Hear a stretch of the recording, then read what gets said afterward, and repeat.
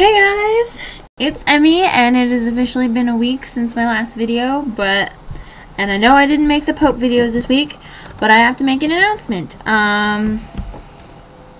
It is officially, from now on, going to be the Pope's job to decide whenever he wants to do the videos.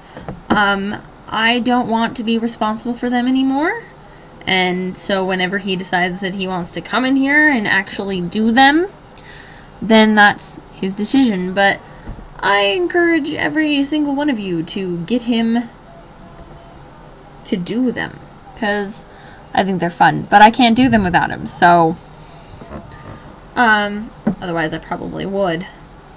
I'm gonna put a headband in my hair because, as you know, today is Friday, and Friday means Emmy reads to your face.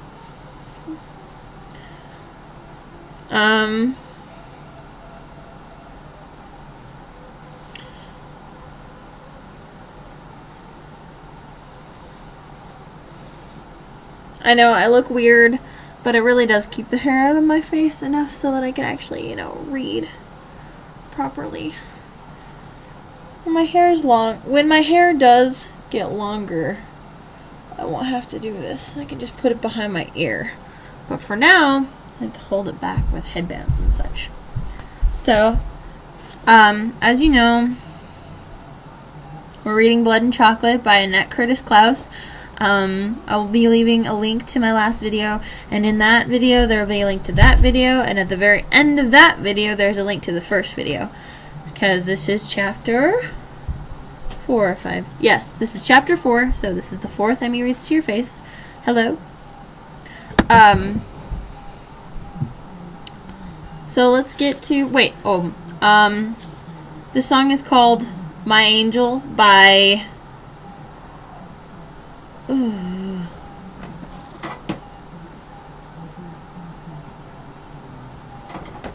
okay, so it's called My Angel by Style and Breeze, and this is the midnight mix. So, and I just love this song.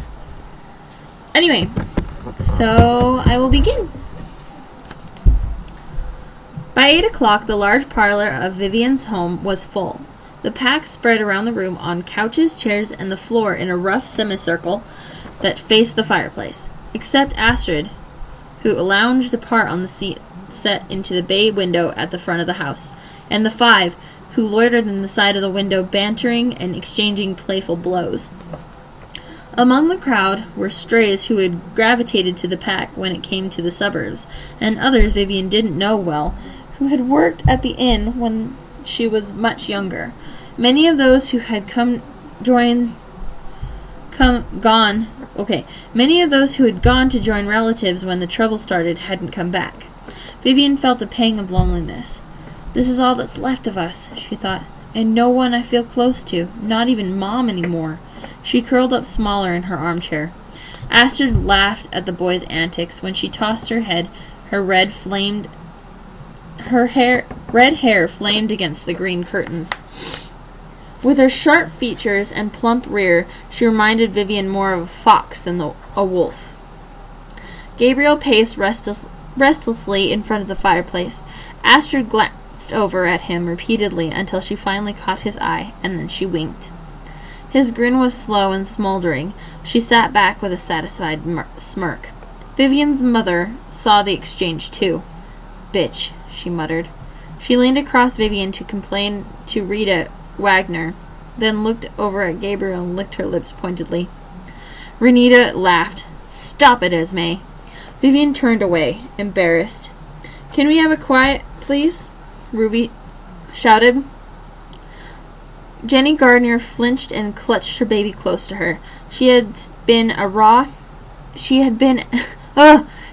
Sorry, I'm so horrible today. She'd been as raw as a trapped rabbit since she lost her husband in the fire. Ruby reached out from his perch to the overstuffed arm of the couch to pat her shoulder reassuringly. Everyone looked at his way expectantly. Well, almost everyone. Willem and Finn cackled and batted at each other to either side of Ulf, who dodged between them, a panicked look on his small, pale face. Rafe was telling the awestruck Gregory how big some girls' breasts were. Rafe's father, Lucian, twisted around in the chair and slouched in. "Quit it," he growled, and raised a fist. Rafe glared at his father, but he waited until Lucian turned away before he gave him the finger. "The assurance money came through," Rudy said. Into the silence. There was a brief hiss of whispers. "We've got enough to do what we want now." Vivian bit back a yelp of outrage. This was the news they'd been waiting for, and Ruby hadn't told her? They had eaten breakfast together for Moon's sake. "And the funny thing is," Ruby continued, "we wouldn't have gotten the money if Sheriff Wilson hadn't spent much effort covering up the evidence that the fire was arson so his buddy wouldn't get in trouble." "3 cheers for Sheriff Wilson," Bucky Dickerson called, and a gale of laughter arose. Ruby raised his arms. Okay. The room quieted. "My agents checked out some viable properties," Ruby said. "It's time to choose where the pack will go." "And who'll lead us?" Gabriel said. Vivian was irritated to see Esme smiling. There was no mystery about who she was supporting. On the floor in front of their oblivious mother, Gabriel's sister, disturbingly similar 8-year-old triplets, were intent on finding out who could sit on top of the other the longest. Vivian inched to go over and smack them till they yelped. Before she gave in to the itch, Gabriel leaned over and whispered something to them, and they settled down. Old Orlando Griffin spoke up in a quavering voice. "Rudy, you're the one who pulled it all together. You took us in when we were homeless, helped us settle in an unfamiliar place, found the lawyers and found the agents. You've been a good leader while we've been here." He pointed to Rudy with a burned, scarred hand. "I vote you leader for the move." "I appreciate your support," Rudy said, "but I'm not going with you." "Rudy!" Esme explained. Rudy ran his fingers through his badgered gray hair. "My life's here. I was willing to help while I could, and get things going again. But now it's time for you to move on, and for that you need a different type of leader. And I have the strength or the will to be." "You're assuming a lot," Astrid called from her window perch. Rudy's brow creased. "What do you mean?" "What if we don't want to go?" Vivian was amazed when Astrid wasn't immediately shouted down. "You got to go," Rudy said. "This isn't the place for the pack. There are too many humans too close together. With this many of us, sooner or later someone's going to make a mistake, and this time it might not mean the end of us. Look at those boys," he pointed to the 5. "Don't tell me they've got the common sense to stay out of trouble." "They're only being boys," Astrid said, smiling indulgently at the 5. "And maybe they've got a point," Lucian Defoe said. "Maybe it's time to change the rules. Maybe it's time to hunt instead of be hunted. That's my opinion." We know about your opinions," snapped Aunt Persia, the elderly healer. Good night.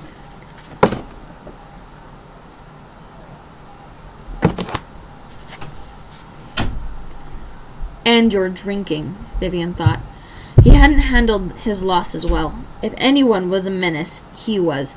What if he lost control and revealed himself in some bar one night? Rudy was right. They had to get out of the city. "But we've only now settled in," Raul Wagner said. "We've got jobs," he nodded towards his wife, Magda. "We finally got a decent house. And look what's happening to our kids while we're busting our asses trying to earn enough to live in this city," his brother Rolf answered. "We need to live somewhere where we can afford our own business again, where we can make our hours, make time for our kids." "Mom," Vivian whispered anxiously, "what do you want?" Esme shook her head. "I like it here." But she looked unsure. "I always took it for granted that everyone agreed," Vivian thought. That when the time came, we would go. The Wagners were arguing amongst themselves now, as if no one else existed. The triplets were wrestling and squealing again. Orlando Griffin was trying to raise his voice above the jacket. Jenny Garnier burst into tears and the baby joined her. Rudy jumped up. "Shut up, all of you!" His words didn't do any good. The noise crescendoed. Vivian put her hands over her ears and wished they'd go away. She saw the five edging towards the door. Then Gabriel strode across the room and leapt from on the coffee table. "Quiet!" The five froze. The room fell silent. Almost. Rudy knelt beside Jenny and comforted her, and gradually mother and baby stopped sobbing. "A strong leader has control, Rudy," Astrid said. "Maybe the reason the boys are running a little wild is you, not the city. I think with the right leader, we can make a good life here." She studied Gabriel with pleasure. "I know a good, strong man when I see him." "You've known a lot of them," Esme said loudly. Astrid's lip twitched, but she suppressed the snarl. "What do you say, Gabe? Want to stay in town and lead the pack?" Gabriel looked from one of the women to the other in languid amusement, and Vivian thought she'd die of shame. "Yes, Gabe," Esme said sweetly. "You've been very quiet. What do you say?" "I vote we go," Gabriel said, and jumped down from the table. Astrid stared at him in amazement. "Ha! I vote we go too," cried Esme, "with Gabriel to lead us." Raoul stepped forward to face Gabriel across the coffee table. "What makes you the leader, puppy? I've got years on you." Several other males stood up to argue their case. "Come on, let's vote on this," Rolf said. "Let's be fair." "Who said this was a democracy?" cried Lucius. "It's not," said Aunt Persia in a voice that rang effortlessly above the others, startling them all. The Keeper of Ancient Magic raised her hand slowly, her rings glittering. "It is time," she said, "to choose a leader in the old way."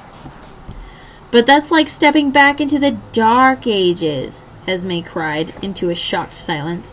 Vivian was stunned. The old way? When was the last time they had done that? Yes, her father could have taken on any male around and come on top, but he had been made leader because of his management skills, and no one had challenged that. He was respected and well loved. "Not completely the old way," Astrid said. "Times are different." Aunt Persia eyed her coldly.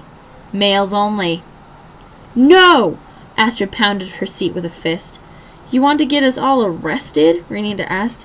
"There are several state parks in driving distance," Gabriel answered. "Places that are deserted at night." "We lost so many of us," Rudy said. "Do we want to cause death and injury to those who remain?"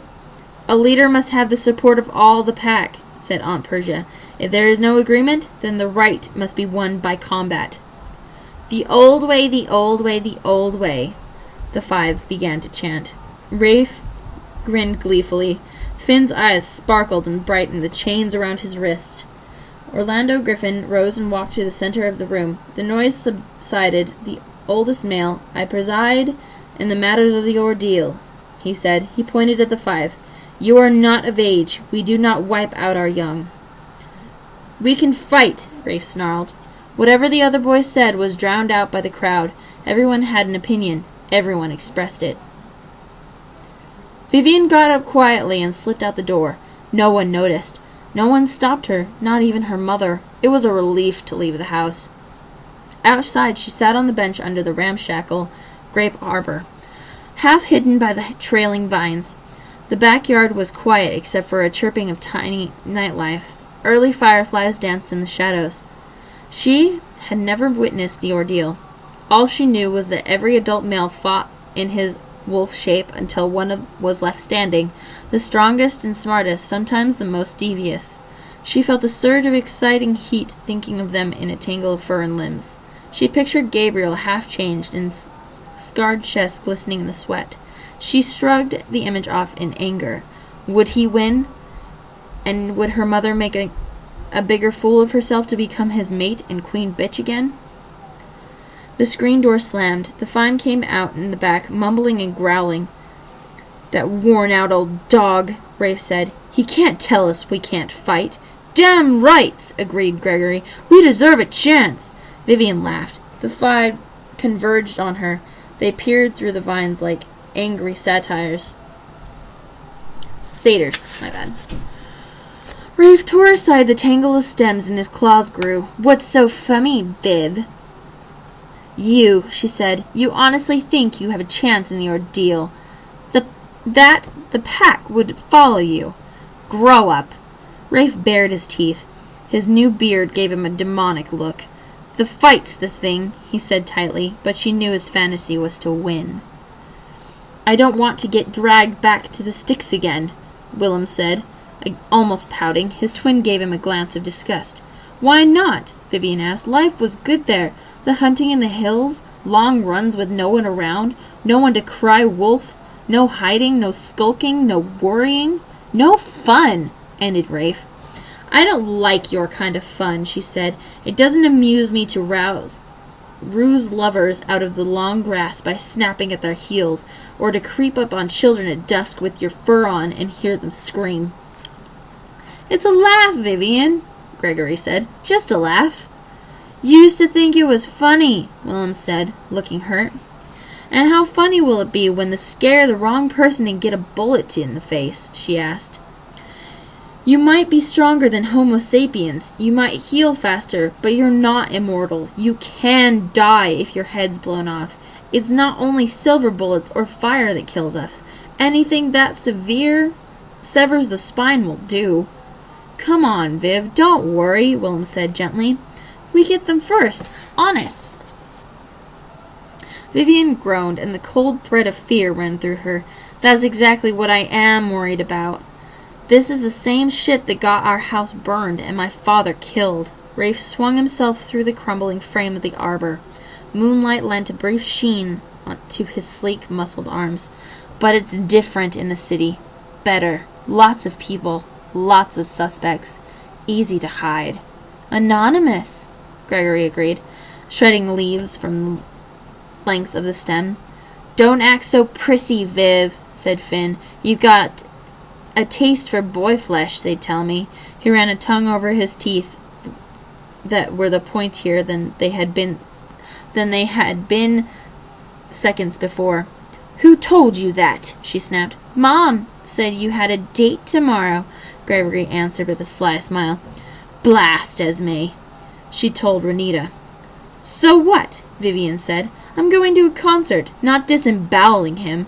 I don't think that's going to get anyone in trouble." Rafe stepped closer. "We don't like our women hanging out with meat boys. It's unnatural." His breath was hot on her face. "You better not choose some meat boy over one of us." "Piss off!" Vivian spat and got up. "No one tells me what to do." She shoved Rafe away, and she could pass him, catching him off guard. "You're not Princess Wolf now," Rafe growled behind her. "Wait too long and we'll take what we want." "Don't give that human anything we can't have," Finn called after her, "or we'll give him something too." As she stalked into the house, Vivian heard Ulf's high-pitched giggle.